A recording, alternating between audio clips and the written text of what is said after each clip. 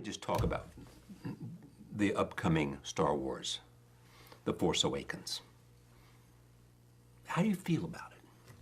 Well, it's, I made the decision to sell the company with Star Wars. I made that decision because I looked at the future. I looked at the fact that I was going to have a baby. I looked at the fact that I was married. And I looked at the fact that I wanted to build a museum. And I looked at the fact that I wanted to make experimental films. So my life was going on a different track.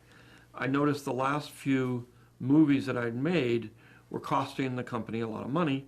And I didn't think that was fair to the people that worked there or the company.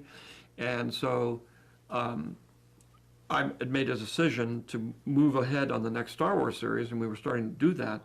So you were starting to make the next Star Wars. Yeah. You as director, filmmaker. So, and we were working with a writer. It wasn't quite working out, but I was also, I was also stepping away a little bit and turning things over to Kathy Kennedy. And so what happened was Disney said, or Bob Iger said, if you really want to sell your company, if you're thinking about selling it, because we were talking about retirement and what are you going to do after all this kind of stuff. And he said, well, if you really want to sell it, we're very interested. So that started that ball rolling. And I knew from, and I had the story treatments or, outlines, and we were we were working on scripts. And so I sold it. But I knew when I sold it, I said, I've tried to make movies where I step away, to sort of Empire and Return of the Jedi. Right. And after about a couple of weeks, I knew I couldn't do that. I had to stand over the shoulder of the director, help him, whisper in his ear constantly, no, do this, do that, and be there to help guide it. And it was much harder than if I just directed it myself. J.J. Abrams? J.J. Abrams, he's a good director and he's a good friend and all this sort of thing. But he's also a top director, his own company and all this other stuff. And Disney, who was a little nervous, there's one of the issues was the first three movies had all kinds of issues. They looked at the stories and they said, we want to make something for the fans. So I said, all I wanted to do was tell a story of what happened. It started here and it went there. And it's all about generations and it's about, the issues of fathers and sons and grandfathers. And it's a family soap opera. I mean, ultimately. we call it space opera, but people don't realize it's actually a soap opera. Yeah. And it's all about family problems and it's not about spaceships. So they decided they didn't want to use those stories. They decided they were going to go do their own thing. And so I decided, fine.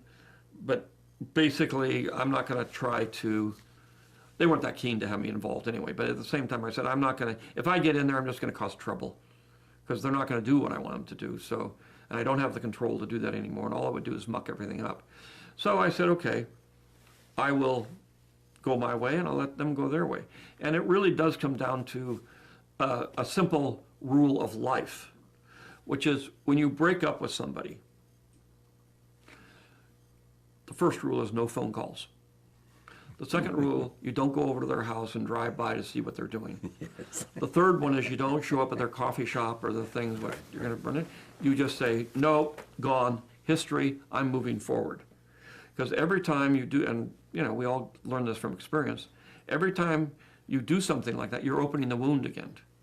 And it just makes it harder for you. You have to put it behind you, and it's a very, very, very hard thing to do. But you have to just cut it off and say, okay, end the ball game. I got to move on. And everything in your body says, don't, you can't. And these are my kids. So all those Star Wars films. All the Star Wars films. They were your kids. Yeah, well, they are my, I loved them, I created them. I'm very intimately involved in them, and obviously to and sell you them sold off. them. I sold them to the white slavers that take these things and Okay, but having said all that, and having talked to you for the last, and known you for a while, and admired you, it must hurt you. Well, not- no, it's your family. It's but the I- last story. but- It's but- your but- story. But in It's the end, you. But I It's- knew there's 3 more stories, and I knew that was going to probably take, to do it right would take about 10 years. And I said, I'm 70. I don't know whether I'll be here when I'm 80. Every 10 years the odds get less. And so I said, and I'm not ready to do that because I want to do these other things. So I have to make the decision on my own that it's time for me to move on. So it wasn't like they were taken away from me or they were and they felt they knew, they wanted to do a retro movie. I don't like that. Every movie I worked very hard to make them different. I make them completely different with, different planets, with different spaceships, with different, to make it new. So are you at peace with this? Yeah. As much as you can be. Yeah, no, I said, look, I'm fine. Then you get to the thing, which is another thing that I'd been through. Fortunately, I'm old enough to have been through all this stuff before. And that one, as I say, I had to do it. And then you do end up with this thing, which is, you got to live with it, and people are going to talk about it and all that kind of stuff. It's like talking about your divorce or something. It's awkward, but it's not painful.